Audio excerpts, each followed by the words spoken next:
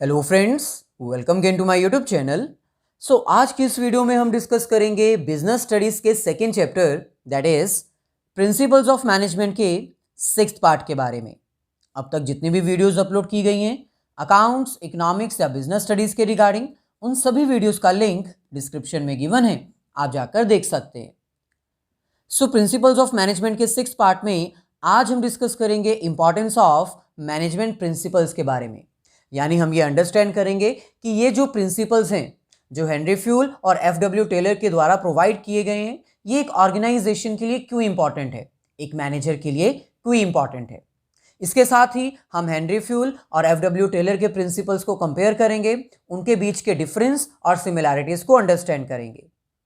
Lecture को start करने से पहले आप सभी से रिक्वेस्ट है, अगर आप फर्स्ट टाइम हमारे चैनल पर आए हैं तो चैनल को सब्सक्राइब करके बेल आइकन को क्लिक कर दीजिए, ताकि फ्यूचर में अगर हम कोई भी वीडियो अपलोड करते हैं अकाउंट्स, इकोनॉमिक्स या बिजनेस स्टडीज के रिगार्डिंग, तो उसका लिंक तुरंत आपको मिल जाए।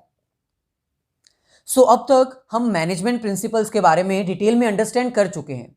मैनेजमेंट प्रिंसिपल्स क्या होते हैं, कौन कौन से मैनेजरियल प्रिंसिपल्स हैं और कौन कौन से साइंटिफिक प्रिंसिपल्स हैं, उनको कैसे यूज किया जाता है और उनके क्या एडवांटेजेस हैं और क्या डिसएडवांटेजेस हैं। क्योंकि अब हम पूरा चैप्टर कवर कर चुके हैं, इसका मतलब अब हमें मैनेजरियल प्रिंसिपल्स के इंपॉर्टेंस को अंडरस्टैंड करना डिफिकल्ट नहीं होना चाहिए, क्योंकि आप जानते ही हो मैनेजमेंट प्रिंसिपल्स क्या होते हैं, तो उसकी इंपॉर्टेंस भी आपको पता ही होगी। एक मैनेजर के लिए प्रिंसिपल्स को फॉलो करना कितना इंपॉर्टेंट है, क्योंकि ये प्रिंसिपल्स जो हैं वो जनरल गाइडलाइंस हैं जो डिफरेंट प्रॉब्लम्स को सॉल्व करने के लिए मैनेजर को हेल्प प्रोवाइड करती है, गाइडेंस प्रोवाइड करती है, कैसे अपनी प्रॉब्लम्स को सॉर्ट आउट किया जा सकता है ये एक्सप्लेन करती है। इसका मतलब मैनेजमेंट के लिए, मैनेजमेंट करने के लिए, एक मैनेजर के लिए ये जितने भी प्रिंसिपल्स हैं वो बहुत इंपॉर्टेंट हैं और इनकी इंपॉर्टेंस हमारे पास गिवन है। फर्स्ट पॉइंट हमारे पास है provide managers with useful insight into reality. यानी ये जितने भी मैनेजमेंट प्रिंसिपल्स हैं वो एक मैनेजर को हेल्प करते हैं रियल सिचुएशन को अंडरस्टैंड करने में, डिफरेंट प्रॉब्लम्स को सॉल्व करने के लिए, अपनी नॉलेज को इंक्रीज करने के लिए, स्किल्स डेवलप करने के लिए और अपने इंटेलिजेंसी लेवल को इंप्रूव करने के लिए। क्योंकि मैनेजमेंट प्रिंसिपल्स एक ऐसी सिचुएशन आपको एक्सप्लेन कर देते हैं जो आप रियल लाइफ में फेस कर सकते हो। अगर एक मैनेजर इन प्रिंसिपल्स को जानता है, इनको फॉलो करता है, तो वो आने वाली प्रॉब्लम्स को सॉल्व कर सकता है, रियल सिचुएशंस को फेस कर सकता है। इसीलिए क्या कह रहे हैं, management principles provide managers with useful insight into reality. यानी जितने भी मैनेजमेंट के प्रिंसिपल्स हैं वो एक मैनेजर को ऐसी नॉलेज प्रोवाइड कर देते हैं रियल वर्ल्ड की जो वो फेस कर सकता है, और अगर वो फेस करेगा तो उसका सॉल्यूशन उसको पहले से ही पता होगा, क्योंकि उसने प्रिंसिपल्स रीड आउट किए हैं, उसने प्रिंसिपल्स प्रैक्टिकली फॉलो किए हैं। यहां पर हमें कह रहे हैं the principles of management provides the managers with useful insight into real world situation. यानी ये जितने भी प्रिंसिपल्स हैं मैनेजमेंट के, वो मैनेजर को एक ऐसी सिचुएशन एक्सप्लेन कर देते हैं जो वो रियल वर्ल्ड में फेस कर सकते हैं। फेस करने से पहले ही, प्रॉब्लम के फेस करने से पहले ही अगर सॉल्यूशन पता हो तो हम उसको इजीली हैंडल कर सकते हैं। This principles will add to their knowledge, ability and understanding of their managerial situations and circumstances. इसका मतलब ये जो प्रिंसिपल्स हैं वो एक मैनेजर की नॉलेज, एबिलिटी को इंक्रीज करते हैं, उसकी अंडरस्टैंडिंग को इंक्रीज करते हैं, ताकि वो डिफरेंट मैनेजरियल सिचुएशंस को और सर्कमस्टांसेस को अंडरस्टैंड कर सके और उनकी प्रॉब्लम्स को सॉल्व कर सके। It improves intelligency level of the manager. एक मैनेजर की इंटेलिजेंसी लेवल को इंप्रूव करने के लिए भी ये प्रिंसिपल्स यूजफुल है। It helps manager to learn from past mistakes and conserves time by saving recurring problems quickly. यानी ये जितने भी मैनेजरियल प्रिंसिपल्स हैं वो एक मैनेजर को हेल्प करते हैं अपने पास्ट एक्सपीरियंस से सीखने के लिए और टाइम बचाने में, क्योंकि जो प्रॉब्लम्स रेकरिंग नेचर की होती है, यानी ऐसी प्रॉब्लम्स जो बार बार अराइज होती हैं, उनको क्विकली सॉल्व किया जा सकता है यूजिंग दिस प्रिंसिपल्स। इसका मतलब मैनेजरियल प्रिंसिपल्स एक मैनेजर को रियल सिचुएशन को कैसे फेस करना है वो एक्सप्लेन करते हैं, उनकी नॉलेज, एबिलिटी को इंक्रीज करते हैं, इंटेलिजेंट लेवल को इंप्रूव करते हैं और डिफरेंट मैनेजरियल प्रॉब्लम्स और सर्कमस्टांसेस को अंडरस्टैंड करने में हेल्प करते हैं। इतना ही नहीं, ये एक मैनेजर की पास्ट एक्सपीरियंस को भी इंप्रूव करते हैं ताकि वो अपने पास्ट एक्सपीरियंस से कुछ नया सीख पाएं और जो प्रॉब्लम्स वो बार बार फेस करते हैं उनको करेक्ट कर पाएं। ऐसे ही सेकेंड एडवांटेज हमारे पास है ऑप्टिमम यूटिलाइजेशन ऑफ रिसोर्सेज। यानी अगर एक मैनेजर इन प्रिंसिपल्स को फॉलो करता है तो वो अपने रिसोर्सेज को ऑप्टिमली यूटिलाइज कर सकता है। ऑप्टिमम यूटिलाइजेशन का मतलब होता है कि रिसोर्सेज को सही ढंग से इस्तेमाल करना, उनकी वेस्टेज नहीं करना।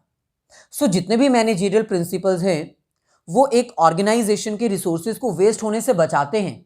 For example, division of work.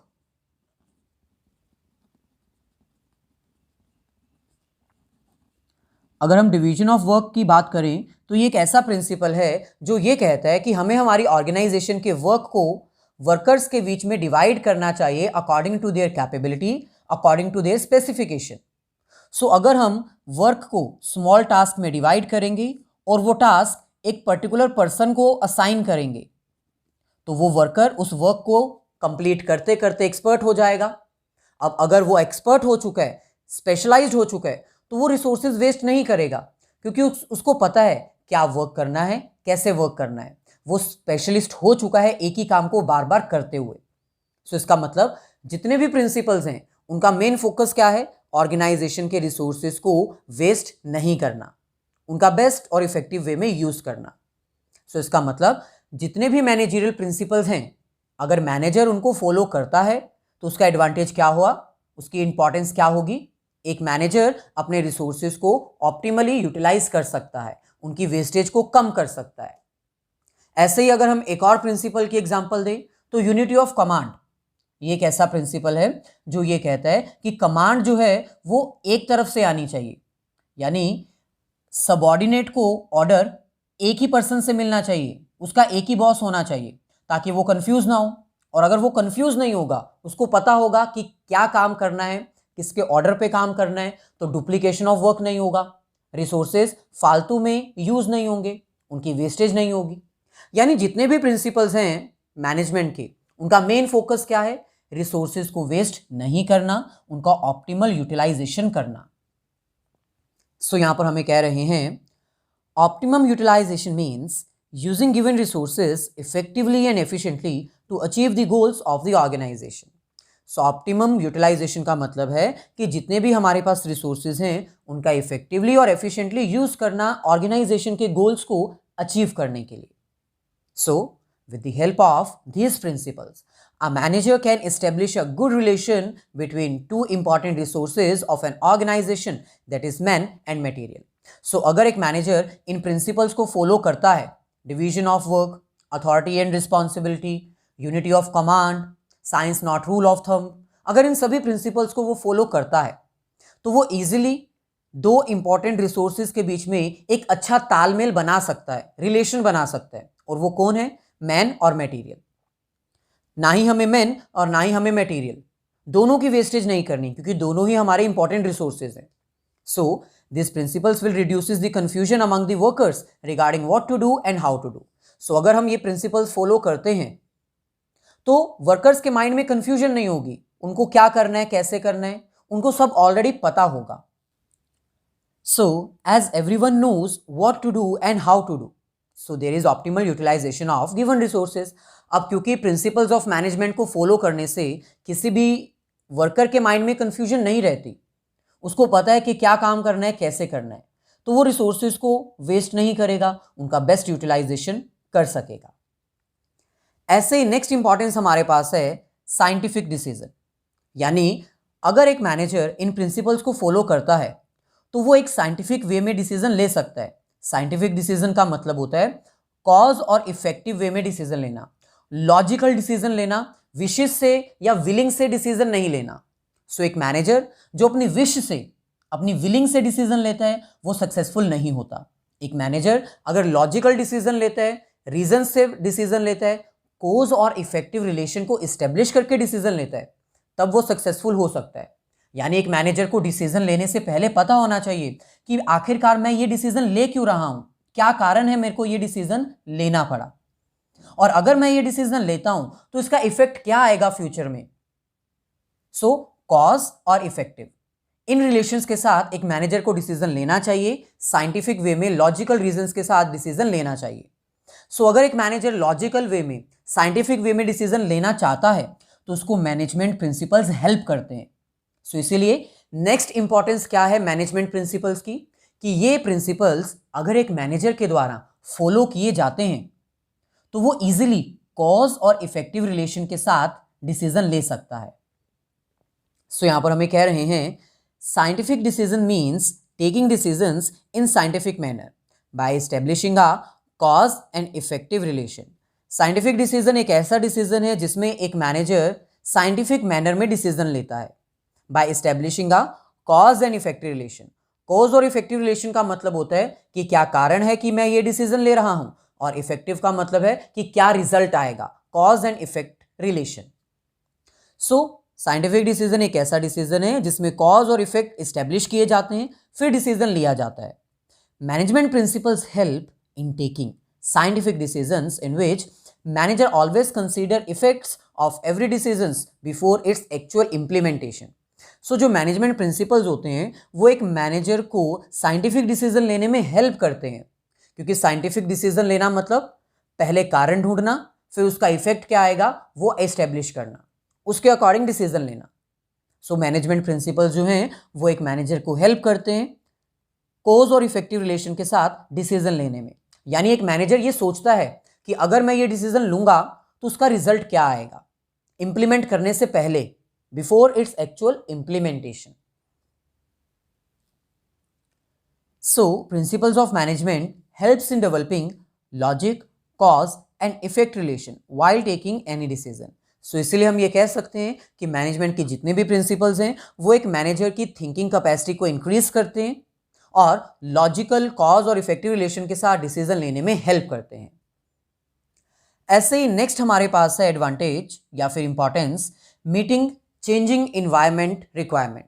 अब जैसे कि आपको पता ही है कि बिजनेस का इन्वायरमेंट जो है वो चेंज करता है, फ्यूचर जो है वो अनसर्टेन है, फ्यूचर में आने वाले चेंजेस को प्रिडिक्ट करना डिफिकल्ट है। इसीलिए प्रिंसिपल्स ऑफ मैनेजमेंट जो हैं वो एक मैनेजर को हेल्प करते हैं चेंजेस को एक्सेप्ट करने में, आने वाले चेंजेस को प्रिडिक्ट करने में और उसके अकॉर्डिंग इंप्लीमेंटेशन करने में। यानी मैनेजमेंट के जितने भी प्रिंसिपल्स हैं वो फ्लेक्सिबल हैं, as per the situation, as per the problem हम मैनेजमेंट प्रिंसिपल्स को मॉडिफाई कर सकते हैं। वो रिस्ट्रिक्ट नहीं है, वो रिजिड नहीं है। मैनेजमेंट प्रिंसिपल्स फ्लेक्सिबल हैं, इसीलिए हम जब चाहें जैसे मर्जी उनको इंप्लीमेंट करवा सकते हैं, मॉडिफाई कर सकते हैं as per the problem, as per the situation. इसका मतलब अगर बिजनेस इन्वायरमेंट चेंजिंग है तो प्रिंसिपल्स भी चेंजिंग है। अगर बिजनेस इन्वायरमेंट में कोई चेंज आता है तो हम मैनेजमेंट प्रिंसिपल्स को सिचुएशन के अकॉर्डिंग चेंज कर सकते हैं, मॉडिफाई कर सकते हैं और अपनी प्रॉब्लम्स को सॉल्व कर सकते हैं। सो नेक्स्ट एडवांटेज या फिर इंपॉर्टेंस प्रिंसिपल्स ऑफ मैनेजमेंट की यही है कि इन्वायरमेंट के चेंज होने पर ये अपने आप को चेंज कर सकता है, मॉडिफाई कर सकता है और डिफरेंट प्रॉब्लम्स को सॉल्व भी कर सकता है। So, business environment is dynamic in nature, which means every business faces some uncertain and sudden changes. So, आपको पता ही है कि बिजनेस का जो environment है वो डायनामिक नेचर का है, यानी चेंजिंग नेचर का है, जिसका मतलब आने वाला समय अनसर्टेन है, कोई भी चेंज आ सकता है किसी भी बिजनेस में। सो इन चेंजेस को एक्सेप्ट करने में, इन चेंजेस को प्रिडिक्ट करने में और इन चेंजेस के अकॉर्डिंग अपने आप को भी चेंज करने में प्रिंसिपल्स हेल्प करते हैं एक मैनेजर की। सो यहां पर हमें कह रहे हैं as management principles are flexible which can be modified as per the situation, hence they help in predicting those changes and meeting the changing environmental requirement. So क्योंकि बिजनेस एनवायरमेंट चेंजिंग है, future में कोई भी change आ सकता है, इसके according हम अपने मैनेजमेंट प्रिंसिपल्स को भी चेंज कर सकते हैं। क्यों? क्योंकि वो फ्लेक्सिबल हैं। सो क्योंकि मैनेजमेंट प्रिंसिपल्स फ्लेक्सिबल हैं, हम अपने चेंजेस को इजीली प्रिडिक्ट कर सकते हैं और हुए चेंजेस के अकॉर्डिंग, मार्केट में हुए चेंजेस के अकॉर्डिंग हम अपने मैनेजमेंट प्रिंसिपल्स भी चेंज कर सकते हैं और प्रॉब्लम्स को सॉल्व कर सकते हैं। सो ऐसे ही नेक्स्ट इंपॉर्टेंस हमारे पास है इफेक्टिव एडमिनिस्ट्रेशन। एडमिनिस्ट्रेशन एक टॉप लेवल मैनेजमेंट का वर्क होता है जिसमें टॉप मैनेजर्स अपनी ऑर्गेनाइजेशन के लिए plans, policies, procedures, objectives set करते हैं। क्योंकि प्रिंसिपल्स ऑफ मैनेजमेंट आने वाले चेंजेस को प्रिडिक्ट करने में हेल्प करते हैं, फ्यूचर में होने वाले चेंजेस को एक्सेप्ट करने में हेल्प करते हैं, उसके अकॉर्डिंग एक मैनेजर जो है वो प्लान्स और पॉलिसीज भी डेवलप कर सकता है। इसका मतलब हम ये कहना चाहते हैं कि जितने भी मैनेजमेंट के प्रिंसिपल्स हैं वो एक मैनेजर की एडमिनिस्ट्रेशन की कैपेसिटी को इम्प्रूव करते हैं, एक मैनेजर को हेल्प करते हैं हायर लेवल पर plans, policies, rules, regulations develop करने में। Administration is a function of top level management in which top leaders will frame plans and policies for the whole organization। जैसे कि आपको पता ही है कि एडमिनिस्ट्रेशन जो है वो टॉप लेवल मैनेजमेंट का वर्क होता है। एडमिनिस्ट्रेशन करना मतलब पूरी ऑर्गेनाइजेशन के लिए फ्रेमवर्क प्रिपेयर करना, प्लान्स और पॉलिसीज डेवलप करना। जितने भी प्लान्स और पॉलिसीज टॉप लेवल मैनेजमेंट के द्वारा डेवलप किए जाते हैं वो किसकी हेल्प से किए जाते हैं? मैनेजमेंट प्रिंसिपल्स की हेल्प से। यानी इन शॉर्ट हम ये कह सकते हैं कि टॉप लेवल मैनेजर्स एडमिनिस्ट्रेशन करने के लिए प्रिंसिपल्स ऑफ मैनेजमेंट को ही यूज करते हैं। प्रिंसिपल्स ऑफ मैनेजमेंट क्यों इंपॉर्टेंट है? क्योंकि ये एक मैनेजर को हेल्प करते हैं प्लान्स, पॉलिसीज डेवलप करने में, ऑब्जेक्टिव्स सेट करने में। Management principles provide guidelines to the top leaders while framing plans and policies. जितने भी मैनेजमेंट प्रिंसिपल्स हैं वो एक मैनेजर को गाइडेंस देते हैं कि कैसे आपको अपकमिंग ईयर्स के लिए प्लान्स और पॉलिसीज फ्रेम करने हैं, डेवलप करने हैं। Principles helps top level to various decisions for effective administration. यानी इसका मतलब कि प्रिंसिपल्स जो हैं मैनेजर्स के वो यूज किए जाते हैं टॉप लीडर्स के द्वारा डिफरेंट डिसीजंस लेने के लिए, इफेक्टिव वे में एडमिनिस्ट्रेशन करने के लिए, पूरी ऑर्गेनाइजेशन को कंट्रोल करने के लिए और पूरी ऑर्गेनाइजेशन के लिए goals, objective, plans, policies, procedures develop करने के लिए। ऐसे ही नेक्स्ट इंपॉर्टेंस हमारे पास है fulfilling social responsibility. Social responsibility का मतलब होता है कि सोसाइटी के लिए कुछ काम करना विदाउट एनी कॉस्ट, क्योंकि बिजनेस जो है वो सोसाइटी से ही बना है, इसलिए एक बिजनेस को सोसाइटी के लिए कुछ ना कुछ एक्स्ट्रा काम करना चाहिए विदाउट एनी प्रॉफिट पर्पस। ये जितने भी मैनेजमेंट प्रिंसिपल्स हैं ये सोशल ऑब्जेक्टिव को फुलफिल करने में भी हेल्प करते हैं। सोसाइटी की तरफ जो एक बिजनेस की रिस्पॉन्सिबिलिटी बनती है ये उसको फुलफिल करने में भी हेल्प करते हैं। कैसे? सिंपल, इसके एग्जांपल है principle of equality. Principle of equality एक ऐसा प्रिंसिपल है जो ये कहता है कि हमें हमारी ऑर्गेनाइजेशन में एवरी इंडिविजुअल को इक्वली ट्रीट करना है, किसी को जेंडर, कास्ट, रिलीजन, कलर के अकॉर्डिंग डिफ्रेंशिएट नहीं करना। इक्वालिटी एक सोशल रिस्पॉन्सिबिलिटी है। अगर एक मैनेजर प्रिंसिपल ऑफ इक्वालिटी को फॉलो करता है तो उसका ये प्रिंसिपल अपने आप फॉलो करने के साथ साथ सोशल रिस्पॉन्सिबिलिटी को भी फुलफिल कर देगा। ऐसे ही प्रिंसिपल ऑफ रेम्यूनरेशन, सभी को फेयर रेम्यूनरेशन मिलनी चाहिए उनकी कैपेबिलिटीज के अकॉर्डिंग, उनकी क्वालिफिकेशन के अकॉर्डिंग। ये भी एक सोसाइटी की रिस्पॉन्सिबिलिटी है बिजनेस के लिए। जितने भी प्रिंसिपल्स हैं अगर एक मैनेजर उनको फॉलो करता है तो प्रिंसिपल्स को फॉलो करने के साथ साथ उसकी बहुत सारी सोशल रिस्पॉन्सिबिलिटीज भी फुलफिल हो जाती हैं। इन शॉर्ट हम ये कह सकते हैं कि मैनेजमेंट प्रिंसिपल्स क्यों इंपॉर्टेंट है? क्योंकि ये सोसाइटी के लिए रिस्पॉन्सिबिलिटीज परफॉर्म करने में हेल्प करते हैं, सोशल ऑब्जेक्टिव्स को फुलफिल करने में हेल्प करते हैं। यहाँ पर हमें कह रहे हैं social responsibility means doing task और different activities to uplift society. Social responsibility मतलब कुछ ऐसा काम करना जिससे सोसाइटी का बेनिफिट हो सके, हम उसको थोड़ा इंक्रीमेंट कर सकें। Management principles are also useful to perform some social responsibilities. जितने भी मैनेजमेंट प्रिंसिपल्स हैं हम उसको यूज कर सकते हैं अपनी सोशल रिस्पॉन्सिबिलिटी को फुलफिल करने के लिए। For example, principle of equality is useful to establish a social standard of treating every person equally। For example, जो प्रिंसिपल ऑफ इक्वालिटी है वो एक ऐसा प्रिंसिपल है जो ये कहता है कि हमें हर इंडिविजुअल को इक्वली ट्रीट करना है। इससे हमारी सोशल रिस्पॉन्सिबिलिटी फुलफिल हो जाएगी। Similarly, the principle of fair remuneration insist on adequate salary to employees and takes care of interest of employees also. Principle of fair remuneration एक ऐसा प्रिंसिपल है जो ये कहता है कि एम्प्लॉयज को उनकी क्वालिफिकेशन के अकॉर्डिंग, कैपेबिलिटीज के अकॉर्डिंग, एक्सपीरियंस के अकॉर्डिंग एडिक्वेट सैलरी मिलनी चाहिए और हमें एम्प्लॉयज़ के डिफरेंट इंटरेस्ट का भी ध्यान रखना चाहिए। सो इससे भी सोशल रिस्पॉन्सिबिलिटी फुलफिल होती है। सो ऐसे ही सेवेंथ और लास्ट इंपॉर्टेंस हमारे पास है management training, education and research. यानी हमें ये कह रहे हैं कि जितने भी मैनेजमेंट प्रिंसिपल्स हैं वो मैनेजमेंट की ट्रेनिंग, एजुकेशन और रिसर्च में यूज़ किए जाते हैं। अब जितने भी मैनेजर्स हैं उन सबको ये प्रिंसिपल्स एक्सप्लेन किए जाते हैं, उनको ट्रेनिंग दी जाती है इन मैनेजमेंट प्रिंसिपल्स को अप्लाई करने के लिए। यानी फर्स्ट इंपॉर्टेंस क्या है मैनेजमेंट प्रिंसिपल्स की, कि ये मैनेजमेंट को ट्रेनिंग देने में हेल्प करते हैं। सेकेंड, जितने भी मैनेजमेंट प्रिंसिपल्स हैं वो एजुकेशन पर्पस के लिए भी यूज होते हैं। जैसे अभी आप मैनेजमेंट के प्रिंसिपल्स रीड आउट करके आए हो तो आपको एजुकेशन ही तो दे रहे हैं। ऐसे ही बीबीए में और एमबीए में भी आपको ये दोबारा से प्रिंसिपल्स आएंगे, दोबारा से एक्सप्लेन किए जाएंगे इन डेप्थ नॉलेज के साथ। यानी ये जितने भी प्रिंसिपल्स हैं वो एक मैनेजर को एडुकेट करने के लिए भी यूज किए जाते हैं। And last one is research. ये जितने भी प्रिंसिपल्स हैं वो रिसर्च से डेवलप हुए हैं after a long period of observation and experimentation. और फ्यूचर में जितने भी प्रिंसिपल्स डेवलप किए जाएंगे, जितने भी प्रिंसिपल्स अभी जो हैं उनमें चेंजेस किए जाएंगे तो वो रिसर्च के ऊपर बेस्ड होंगे। यानी ये जितने भी प्रिंसिपल्स हैं वो रिसर्च से डेवलप हुए हैं और आने वाले प्रिंसिपल्स भी रिसर्च से ही डेवलप किए जाएंगे। So in short management principles इसलिए इंपॉर्टेंट हैं क्योंकि वो ट्रेनिंग, एजुकेशन और रिसर्च में हेल्पफुल हैं, यूजफुल हैं। सो यहां पर हमें कह रहे हैं management principles are also a part of managerial training which are use for the education and research purpose. हमें कह रहे हैं कि जितने भी मैनेजमेंट प्रिंसिपल्स हैं वो एक मैनेजरियल ट्रेनिंग का पार्ट हैं क्योंकि वो एजुकेशन और रिसर्च के लिए यूज किए जाते हैं। कैसे?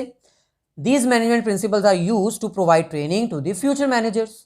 आने वाले मैनेजर्स को ट्रेनिंग देने के लिए हम इन्हीं प्रिंसिपल्स को यूज करते हैं। These are the part of different managerial courses like BBA and MBA. Education में कैसे मैनेजमेंट प्रिंसिपल्स यूज होते हैं, क्योंकि जितने भी कोर्सेज हैं मैनेजमेंट से रिलेटेड उनमें ये प्रिंसिपल्स एजुकेशन पर्पस के लिए एक्सप्लेन किए जाते हैं।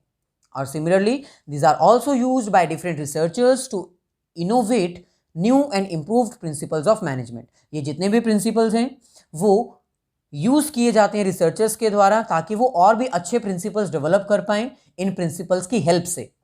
सो principles are based for training and is a part of education syllabus and used for the research purpose. इसीलिए हम क्या कहते हैं कि मैनेजमेंट इंपॉर्टेंट है प्रिंसिपल्स। क्यों? क्योंकि ये ट्रेनिंग, एजुकेशन और रिसर्च तीनों जगह यूज होते हैं। इंपॉर्टेंस करने के बाद अब हम फर्दर प्रोसीड करते हैं comparison between Taylor's principle and Fayol's principle. लेकिन भाई फर्दर प्रोसीड करने से पहले आप सभी से रिक्वेस्ट है, अगर वीडियो अच्छी लगी है तो लाइक कर दीजिए, नहीं अच्छी लगी तो डिसलाइक भी कर सकते हैं, लेकिन फ्रेंड्स के साथ जरूर शेयर कर दीजिए। और अगर आपका कोई क्वेश्चन है, कोई पर्टिकुलर रिक्वेस्ट है तो आप कमेंट सेक्शन में हमें प्रोवाइड कर सकते हैं। We will try to cover each and every topic of your syllabus. So video को लाइक, डिसलाइक आपके ऊपर डिपेंड करता है, कर दीजिए शेयर भी।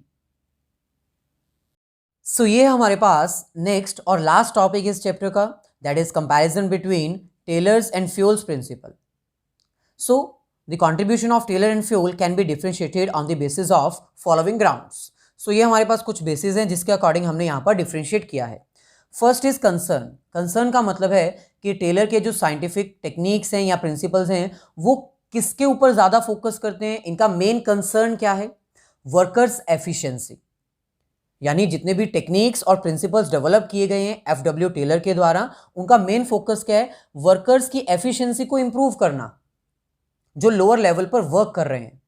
जबकि फ्यूल के प्रिंसिपल्स हैं जो हैं वो डेवलप किए गए हैं मैनेजमेंट की एफिशिएंसी को इंप्रूव करने में। यानी मैनेजमेंट कैसे की जाए इसके ऊपर ज़्यादा फोकस किया गया है, जबकि इसमें वर्कर को कैसे वर्क करवाया जाए इसके ऊपर ज़्यादा फोकस किया गया है।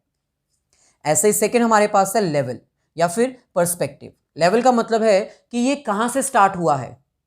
जो टेलर के प्रिंसिपल्स हैं वो बेसिकली लोअर लेवल मैनेजमेंट से स्टार्ट किए गए हैं, क्योंकि जो टेलर है उसने क्या कंसंट्रेट किया था? वर्कर्स की एफिशिएंसी को इंप्रूव करना, जो कि लोअर लेवल पर वर्क कर रहे हैं। लेकिन फ्यूल के प्रिंसिपल्स मैनेजमेंट पर्पस के लिए बने हैं, तो इसीलिए फ्यूल का मेन कंसंट्रेशन किसके ऊपर था? टॉप लेवल मैनेजमेंट के ऊपर, क्योंकि वो मैनेजमेंट में एफिशिएंसी लेकर आना चाहता था। Third difference is in phases. यानी टेलर और फ्यूल किसके ऊपर ज्यादा इंफेसिस करते थे? Taylor laid down greater emphasis on standardization of work. जो टेलर है उसने क्या बोला कि वर्क स्टैंडर्डाइजेशन होना चाहिए, यानी वर्क को कंप्लीट करने के लिए, किसी भी टास्क को कंप्लीट करने के लिए हमारे पास स्टैंडर्ड्स होने चाहिए और हमें उन स्टैंडर्ड्स के अकॉर्डिंग अपने वर्क को स्टार्ट करना चाहिए, कंप्लीट करना चाहिए। जबकि फ्योल का मेन कंसंट्रेशन किसके ऊपर था? फंक्शंस ऑफ मैनेजर्स के ऊपर। मैनेजर्स कौन से फंक्शंस परफॉर्म करते हैं, उनमें कैसे एफिशिएंसी लेकर आ सकते हैं। ऐसे ही नेक्स्ट हमारे पास है फोकस, यानी टेलर और एफडब्ल्यू फ्योल, इन दोनों के द्वारा किसके ऊपर ज्यादा फोकस किया गया? Taylor lays focus on eliminating wasteful movements and saving energy of the workers. जैसे कि आपको पता ही है कि फ्यूल के द्वारा बहुत सारे टेक्निक्स डेवलप किए गए थे, जिसमें फैटिग स्टडी था ताकि वर्कर्स की एनर्जी को सेव किया जा सके, मूवमेंट स्टडी था ताकि वर्कर्स की अनप्रोडक्टिव मूवमेंट को खत्म किया जा सके। यानी टेलर का मेन फोकस क्या था कि वेस्टफुल एक्टिविटी को रिड्यूस करना, एनर्जी सेव करना और प्रोडक्शन को इंक्रीज करना। जबकि फ्यूल का मेन फोकस किसके ऊपर था? उसने मेजरली डेवलप किए गए थे ये प्रिंसिपल्स मैनेजमेंट पर्पस के लिए। उसका मेन फोकस था कि मैनेजमेंट में एफिशिएंसी लेकर आई जा सके और मैनेजर्स के वर्क को इंप्रूव किया जा सके। अगर मैनेजर्स इफेक्टिवली मैनेजमेंट करेंगे तो वर्कर्स अपने आप अच्छे हो जाएंगे, वर्कर्स अपने आप सही से काम करने लगेंगे। लेकिन टेलर का मेन फोकस मैनेजर्स के ऊपर नहीं था, इसका मेन फोकस वर्कर्स के ऊपर था, लोअर लेवल के ऊपर था। ऐसे ही फिफ्थ पॉइंट हमारे पास है मेजर कंट्रीब्यूशन। टेलर ने मेजरली किसके ऊपर कंट्रीब्यूशन किया था? वो जाना जाता है अपने साइंटिफिक टेक्निक्स के लिए और साइंटिफिक प्रिंसिपल्स के लिए। जबकि फ्यूल किसके लिए जाना जाता है? उसने अपने 14 प्रिंसिपल्स डेवलप किए गए थे जो कि जनरल मैनेजमेंट प्रिंसिपल्स थे, मैनेजर्स के लिए जो यूज किए जाते हैं। ऐसे ही नेक्स्ट हमारे पास है पर्सनैलिटी। अगर हम पर्सनैलिटी की बात करें तो भाई टेलर जो है वो वर्ल्ड फेमस हो चुका है साइंटिफिक टेक्निक्स के लिए, इसलिए हम इसको क्या बोलते हैं? Father of scientific management. जबकि फ्यूल जो है वो डेवलप किया गया था, उसने 14 प्रिंसिपल्स जो कि जनरल मैनेजमेंट के प्रिंसिपल्स हैं, इसलिए फ्यूल की पर्सनैलिटी किसके नेम से जानी जाती है? Father of general management. So ऐसे ही नेक्स्ट डिफरेंस हमारे पास है unity of command. Unity of command आपको पता ही है एक प्रिंसिपल है जिसके अकॉर्डिंग एक सबॉर्डिनेट को जो ऑर्डर है वो अपने एक ही बॉस से मिलना चाहिए। अगर हम टेलर की बात करें तो उसने यूनिटी ऑफ कमांड जैसे प्रिंसिपल को फॉलो नहीं किया है, क्योंकि उसने डिफरेंट 8 बॉसेस बनाए हैं जो जिसको मर्जी ऑर्डर कर सकते हैं। इसका मतलब यहां पर यूनिटी ऑफ कमांड जैसा प्रिंसिपल फॉलो नहीं होता। जबकि एफडब्ल्यू टेलर के बाद अगर हम फ्यूल की बात करें तो उसने प्रिंसिपल डेवलप किया था यूनिटी ऑफ कमांड। उसने कहा था कि एक ही बॉस से ऑर्डर मिलना चाहिए ताकि कंफ्यूजन ना हो। सो वो इस प्रिंसिपल को स्ट्रिक्टली फॉलो करता है। अगर हम बात करें एक्सप्रेशन की तो Taylor's techniques are expressed as scientific management. अगर हम एक्सप्रेशंस की बात करें तो टेलर की जितनी भी टेक्निक्स है हम उसको साइंटिफिक टेक्निक्स या फिर साइंटिफिक मैनेजमेंट टेक्निक्स कहते हैं। जबकि फ्यूल की जितनी भी टेक्निक्स हैं या जितने भी प्रिंसिपल्स हैं वो थ्योरी नेचर के प्रिंसिपल्स हैं, इसलिए हम इसको थ्योरी ऑफ एडमिनिस्ट्रेशन कहते हैं। Last is applicability. जो टेलर के प्रिंसिपल्स हैं वो एक स्पेसिफिक सिचुएशन में अप्लाई करने वाले हैं। डिपेंडिंग अपॉन द सिचुएशन हम उनको अप्लाई कर सकते हैं, स्टडी कंडक्ट कर सकते हैं। जबकि फ्यूल के प्रिंसिपल्स जो हैं वो यूनिवर्सली एप्लीकेबल हैं, किसी भी सिचुएशन में अप्लाई किए जा सकते हैं क्योंकि मैनेजमेंट में वो अप्लाई होते हैं। अच्छा, डिफरेंस के बाद नेक्स्ट हमारे पास है सिमिलैरिटीज। अब बहुत सारी सिमिलैरिटीज भी हैं टेलर और फ्यूल के प्रिंसिपल्स के बीच में। फर्स्ट इज दोनों ही पर्सनालिटीज ने मेन फोकस किसके ऊपर किया है? Maximizing the efficiency. Both insist on cooperation between employees and employers. दोनों ने ये इंसिस्ट किया है एम्प्लॉयर और एम्प्लॉय के बीच में एक अच्छा तालमेल होना चाहिए। ऐसे ही नेक्स्ट सिमिलैरिटी हमारे पास है both give more importance to organizational interest over the individual interest. दोनों ने ही ज्यादा इंपॉर्टेंस ऑर्गेनाइजेशन को इंटरेस्ट को दी है, इंडिविजुअल के इंटरेस्ट को नहीं। पर्सनल इंटरेस्ट बाद में, पहले जर्नल इंटरेस्ट।